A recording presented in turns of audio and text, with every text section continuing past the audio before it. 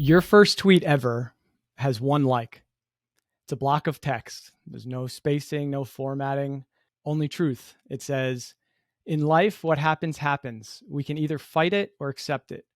Either way, it's already occurred.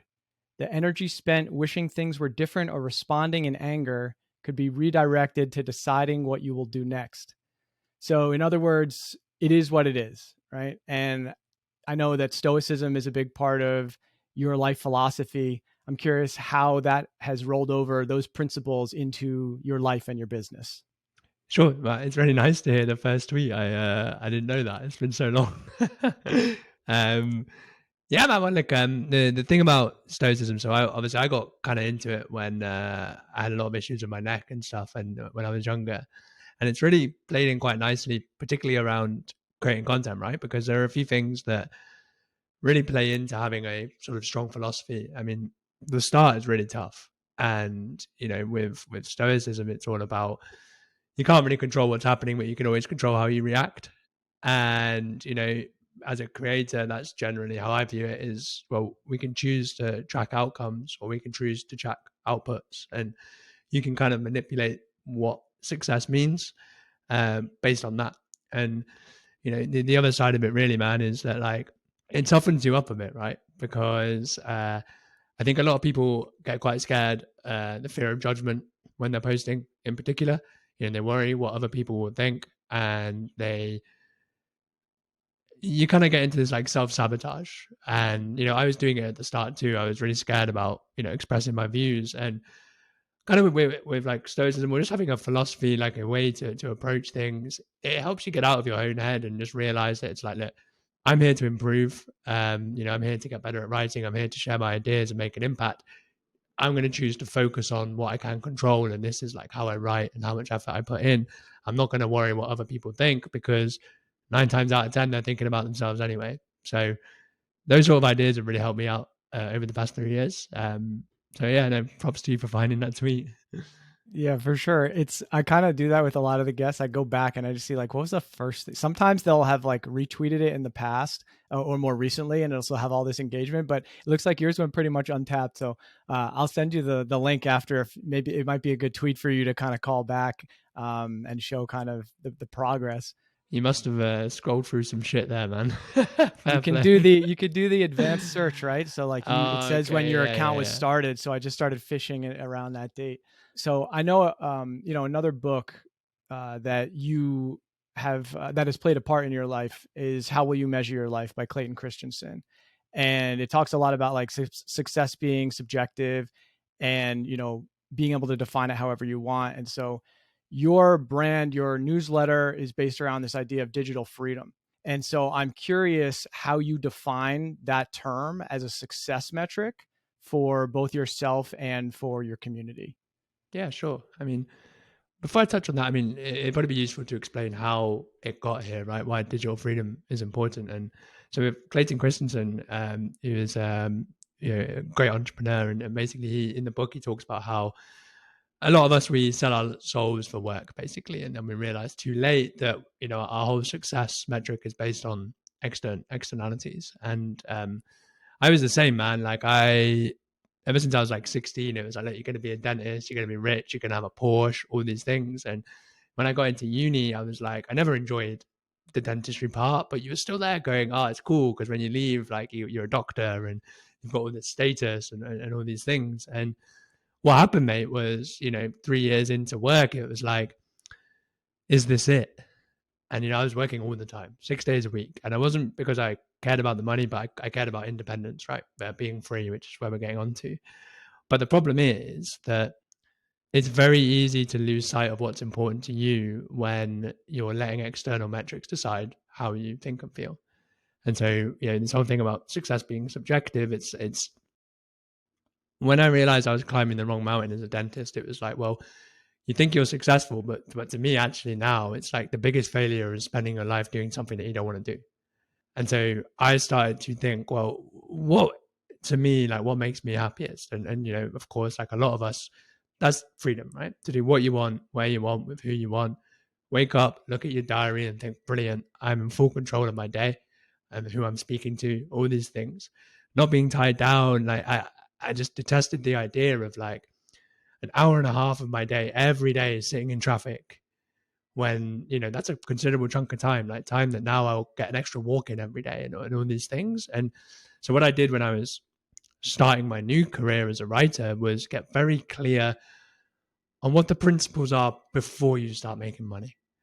So from day one, although I did stray from it a little bit, I've always tried to prioritize freedom as a decision. So, you know, like, as you know, like, as you begin to build an audience, a lot of opportunities come. So, for example, ghostwriting. You know, a lot of people have asked me to ghostwrite for them, and some people want to pay quite a lot. And it's like, well, actually, did you want to ghostwrite? Not really. Did you want the money? It's like, of course we want the money, but actually, it comes at the cost of freedom. And you know, you're making enough money to live exactly how you want anyway. And that's been really useful, man, because when you understand what you're optimizing for, you can make decisions that are more long term. And for me, like, it's all about deferring for long term leverage. 100%.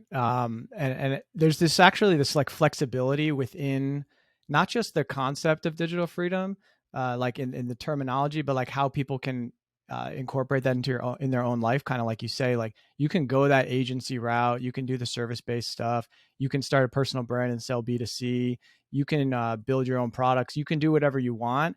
It reminds me of a spaces that I'm doing now with my friend every Friday. It's called Wi-Fi Money, and it's like it resonates with people, but you can take it in your own way. It's like we can talk about crypto, you could talk about solopreneurship.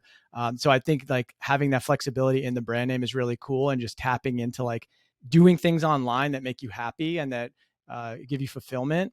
But you may not have always known that that was the path, obviously. And is it true that at one point you wanted to be a stand-up comic, and that the process of writing those jokes is what kind of led you to figure out that you wanted to be a writer? Yeah, man. So what happened was, the first time I heard of the creator economy was 2020, when I heard Naval Ravikant. And this was about 3 weeks into COVID restrictions. And I had been working flat out for like a year, like constantly stressed, anxious, and just peak burnout. And anyway, I listened to Naval, and it was like, wow, this whole creating thing sounds brilliant. And one of his like most popular ideas is that pursuing your intellectual curiosity is a much better path than whatever you think will make you the most money, right? Which is the complete antithesis to what I've been doing for the past decade. And so I just asked myself, like, what would I like to do?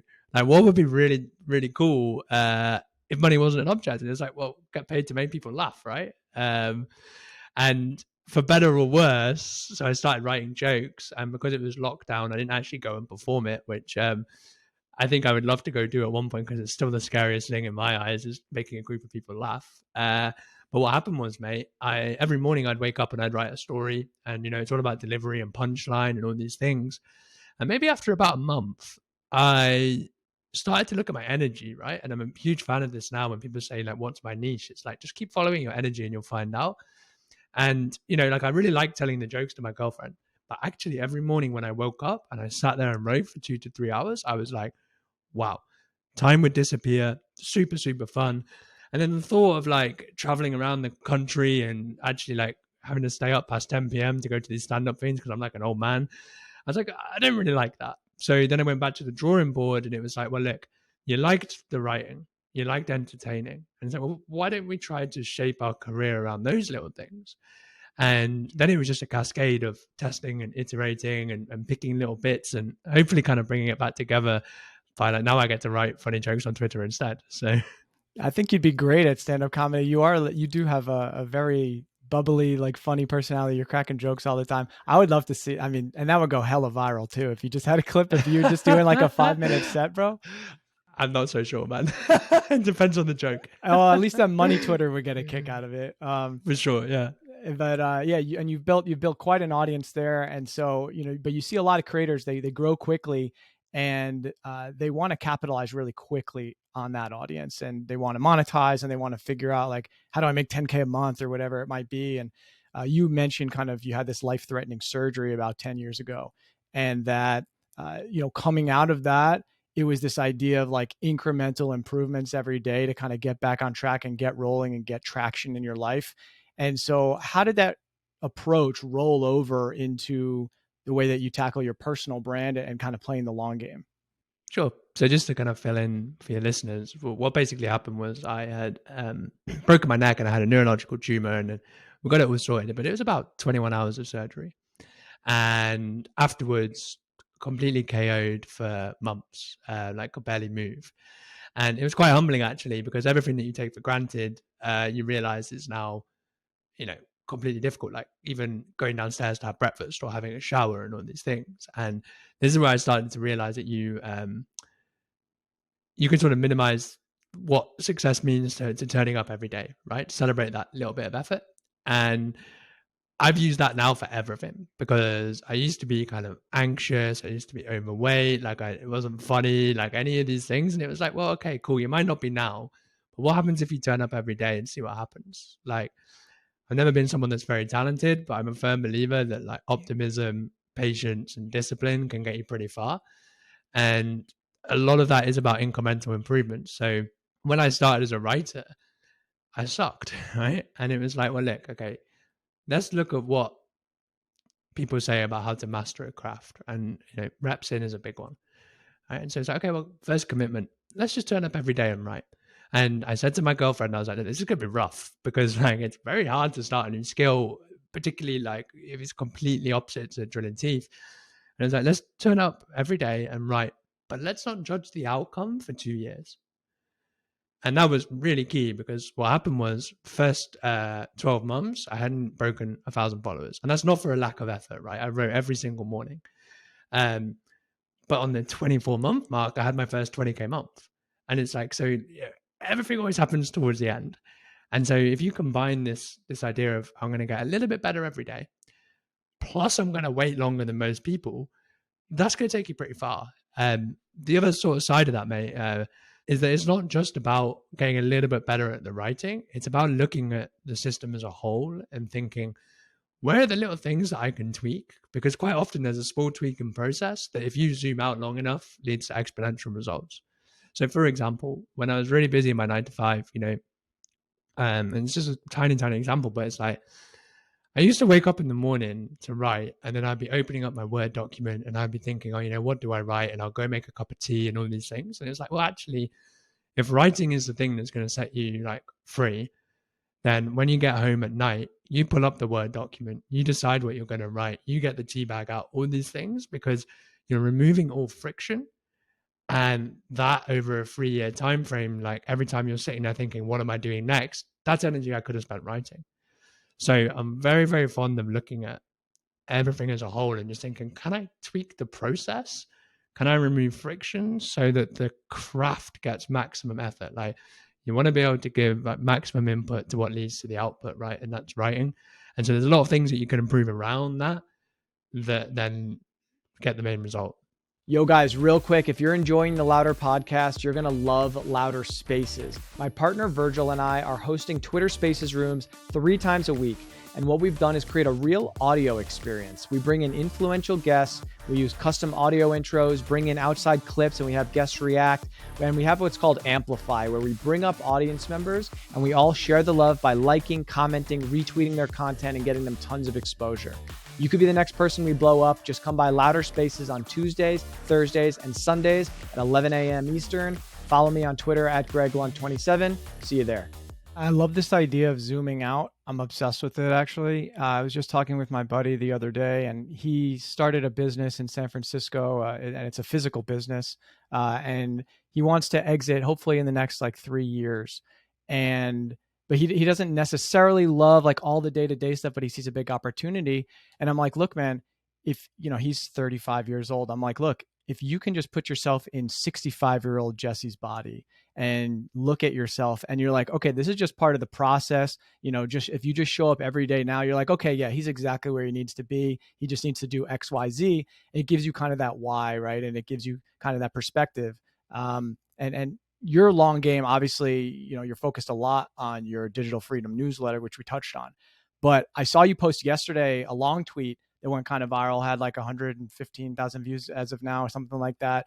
And I'm obsessed with the long tweets. They're pretty new on Twitter as far as people paying attention to them. Threads have obviously been a massive growth engine for people doing long form.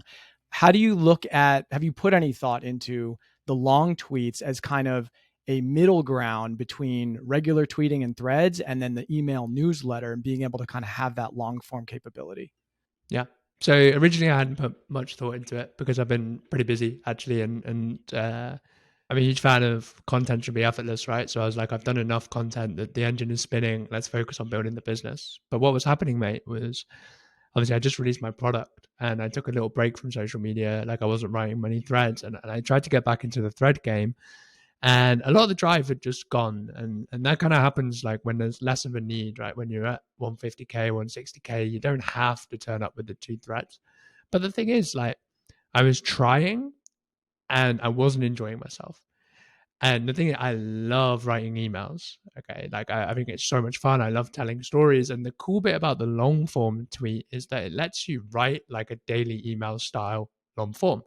So I'm a huge fan of this kind of framework where it's like story, lesson, call to action, right?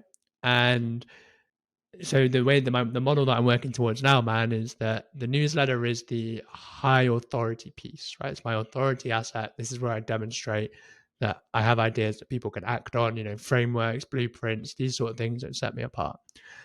Then I will turn the newsletter into a thread because, the asset's there anyway. Let's just turn it into something a bit more concise. And now I'm probably going to do 1 to 2 long form tweets instead of any more threads. And I just feel like the environment is always shifting with content, and you see threads and people get a little bit sick of them. And particularly if you're sick of writing them, like my rule number 1 is that if it's boring to write, it's boring to read, right? It starts to show over time. And so like I if you just put metrics aside, it's like the long form tweet was 10 times more fun to write, then good. That's what I'm going to do, because I know that in a year's time, I'll do many more of them than I will threads. So yeah, I'm bringing them in now as part of the system. And the other thing that we're working on is actually I'm doing long form essays now, which is what my next project is. So kind of attacking it from a few different points. Hell yeah, dude! So many good things in there. I love it. Like, so with the long tweets, you mentioned kind of how like it's always evolving, right? And I also, my start on Twitter was a lot of threads, and I'm also feeling the same way. Where not only me writing them is just getting like a little tedious because you're being forced to break it up, and it's like, okay, you're like chunking it, a lot less like flow of ideas, but also reading them, like coming up on the timelines, like here's the 7 ways you can. It's like, again, like, and so because there's this new medium, it's like, hey, let's jump on this. And I feel like the algorithm is rewarding someone clicking the show more as the same as clicking into a thread, but it's a lot lower threshold to ask someone to do that. You can set it up in a way where someone's like, let me just see how long this is. Like at very least, like they'll just see, let me see how long it is. And you'll get that little boost. And then if you can format it properly, then you can really suck somebody into that story. I know they're going to be adding like inline media and all this stuff as well. So it turns a little bit more into a newsletter, into a blog post. If you wanted to, you roll subscriptions on top of that. And now all of a sudden, you have something built straight in there. You can also, I don't know if you've messed around with this, but you can kind of move the show more button wherever you want, even if it hasn't hit 280 characters by like using the space bar. I can kind of show you that. I mean, it's kind of intuitive, cool. But I can show you. Yeah, it's cool. So you can kind of suck people into clicking that button and getting that little algo boost. And you are one of, they're really good for stories. They're really good for stories. And you're one of the best storytellers on Twitter. I've heard you say stories are digital assets. That was in, I think, one of your emails that resonated with me a few months back about story tweets and kind of telling a story every day on Twitter. What is a story tweet? What makes a good story tweet? And why do you recommend them for people? Sure. So I stumbled across this. I used to look at data quite a lot. And a friend actually pointed out to me. So I used to just track likes and retweets and all the good stuff, right? And my friend pointed out to me, it was like, look, you need to be looking at impressions, profile visits, right? The ratio.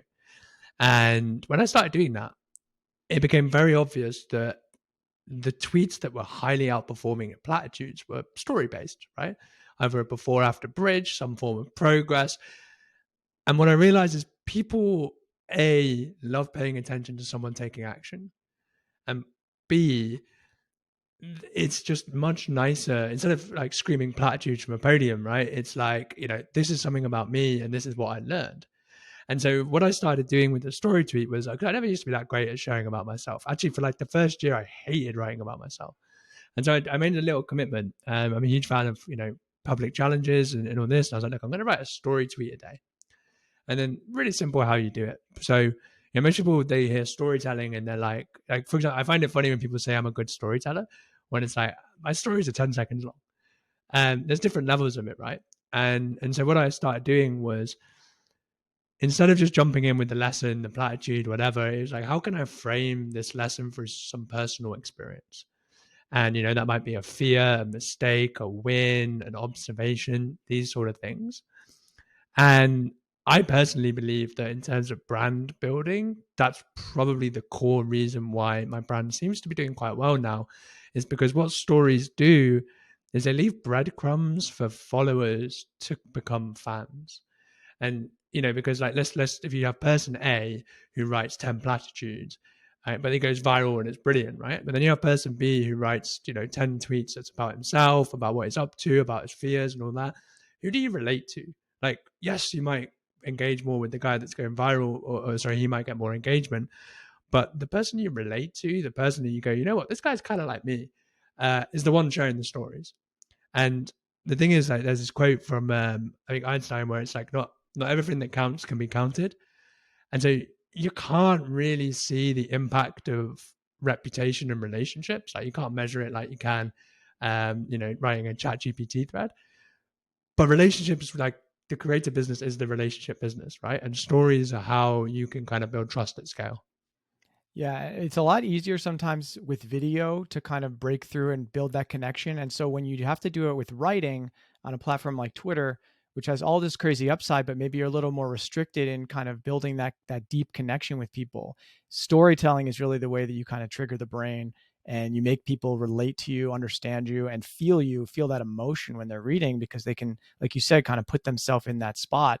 And another way that people are using Twitter to kind of connect with their audience is these little inside jokes that they have with their audience, right? And so you see guys like Dakota Robertson has pineapple pizza and Eddie Kwan has watermelon, and you have this, like, I have an OnlyFans running joke. We're always joking about like your little side project over there. Yeah. So how important is it to have these little running stories and inside jokes? And do you think that every creator should try to formulate this? Yeah, I'll give you 2 points there. Firstly, people will always enjoy interacting with people that don't take themselves too seriously. And so having some silly joke that you attach to your brand, or just something that like shows that you're having a good time, right? Because one of the most underrated branding tips or writing tips is just to have a really good time in public.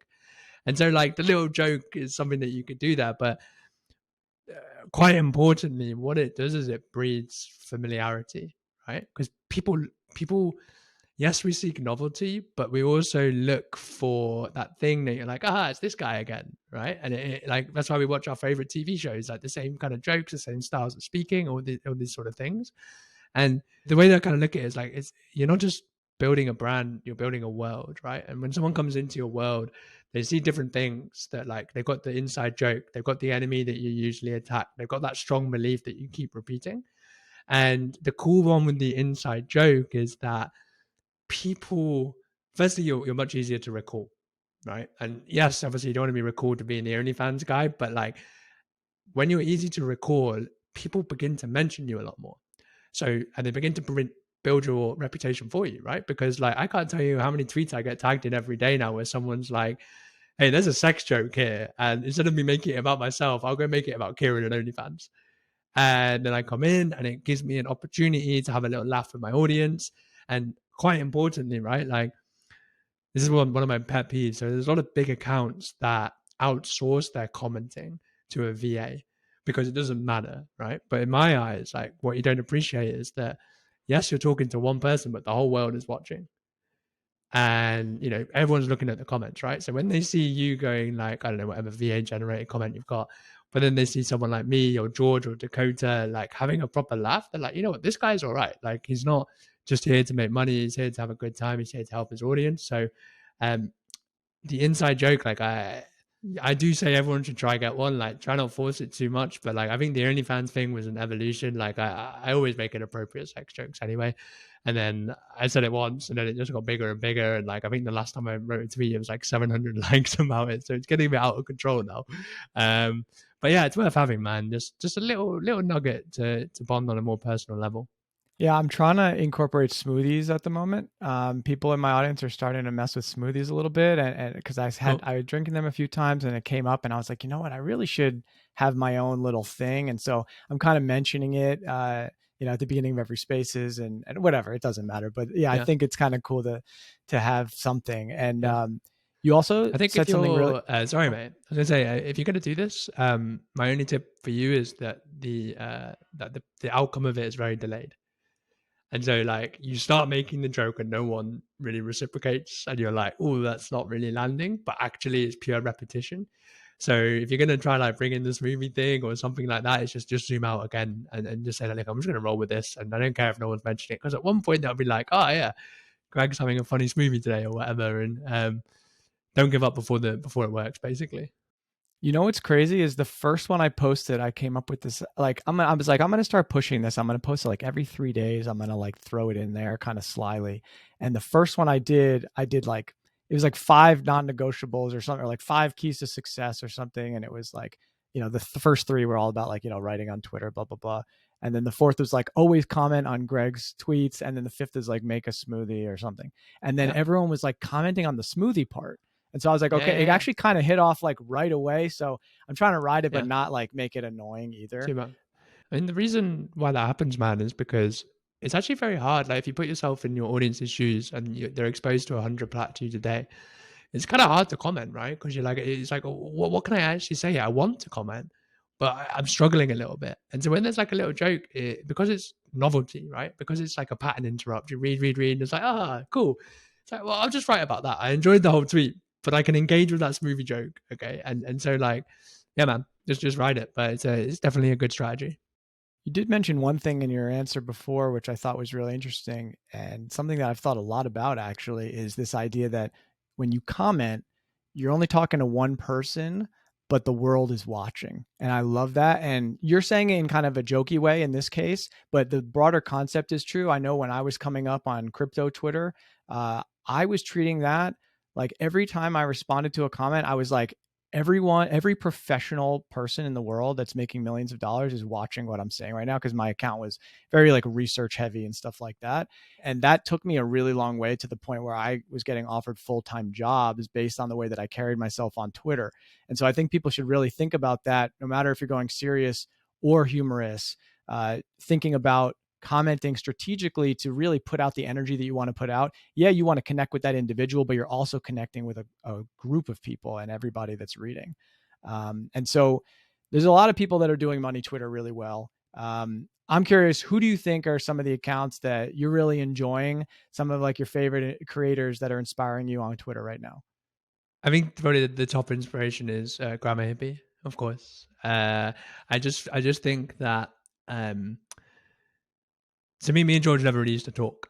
What happened was I was just another thread boy to him, right? Another content creator, like nothing really to show. And when I started taking writing seriously, he reached out and we started getting on quite a lot. And the thing I like about George is that a lot of people have to play the game to get higher, and he never really he wrote his own rules, right? And he says what he wants. He very rarely is like editing his work. He's just writing off the fly. He's a brilliant marketer, a brilliant writer, and so I actually take a lot from his approach, where he helped me loosen up a little bit, because I was fully systematized. Like, my month was done like every single time, and then he was like there writing tweets on the fly while walking to work, and he helped me give that sort of fun edge to my brand about 6 months ago. In terms of who else, so the thing is, I'm not really sitting on Twitter too much at the moment, but I've been really liking Chris Wozakowski. So he's a smaller account, but like, he's a 7-figure email marketer, and he's absolutely brilliant, because um, it's this like no fucks given style of writing, which I really, really resonate with. Where, like, I'm not saying you want to go piss people off, but I like people that are there going like, I don't have to play the game. I mean, I really respect that, and I think that if everyone's zigging and you zag, that's probably the best way to build the brand anyway. A guy called Sean Says, I think it's at Sean Says. He's doing quite nice long form tweets. I find that really cool. Um, But for the most part, the people that inspire me, man, they don't really care, or they're taking action. Like it sounds crazy, but like 90% of people on Twitter aren't doing anything except write tweets and threads. And one reason why I like you, man, is because we hopped on a call and you're like, "This is what I'm building," and all these things. And I was like, "That's really cool, right?" Because it's like it's not about building an audience; it's about doing something with it. So that's the sort of thing that I keep an eye out for.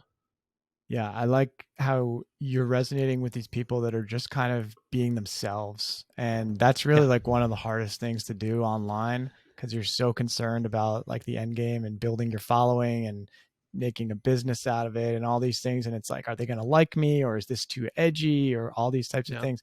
But there is a lot of value in kind of being a contrarian and showing your personality and all that as well. yeah. You're very well liked, like as it is. And I'm sure there's things you could do better and all that, and you want to, challenge yourself. I've heard you talk about like revenue building assets versus reputation building assets. Can you kind of Yeah. unpack that a little bit for people? And because you have such a good reputation. The way that I've been trying to break down the creator business is that we have reach, reputation, and revenue, right? And I like to break it down like that because it's crazy the amount of times we think, "Oh, what should I be focusing on?" And you end up trying to do everything, but you can't really do everything at once. And in terms of the revenue generating assets, so on that note, I can't tell you how long I spent worrying about how I was going to make money online. Right? I was like, "Oh, I'm never going to make it." Like all these things, and there's probably like a 6 month period where I didn't have a revenue generating asset. And it's like, well, there's your bottleneck, right? And if you can actually just visualize and say, look, I've got a bit of reach, I've got a bit of reputation, and I don't have this like asset, then what do you think you should be doing next? And so, that asset could be anything. Offer basically a product, a cohort, community, just something to start making money. But the thing that I am very fond of is that as a decision making framework is that if I have a choice between two things, I'll generally go for reputation over revenue because I feel like it's your reputation compounds faster than the money you'll make, right? It's a difference between making money now or building leverage later, and reputation is part of that leverage. And so one way that I have managed to maybe build a bit of a reputation on Twitter is that I had a choice quite early on and to think, well, should I invest 100 hours into building an offer, building whatever, becoming a copywriter, or are you able to delay the gratification of getting paid and let's go build assets for free that are better than everyone else's paid stuff and just let loose, right?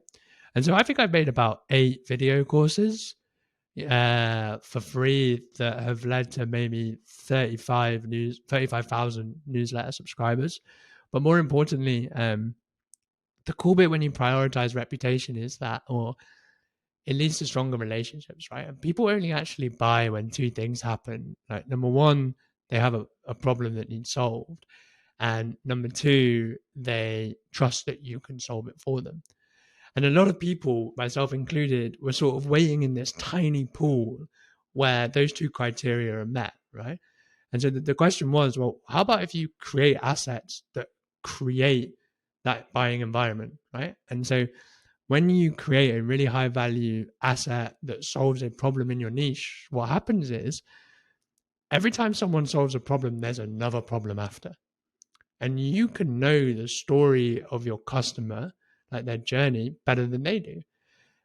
And because they've taken your free asset that's now created another problem, but they really liked your information, when you release a revenue generating asset, you don't need to push and trick to make money, right? Like you just invite people to invest because, yes, whilst they're reputation building assets, the second or third order consequence is that you make a lot more money.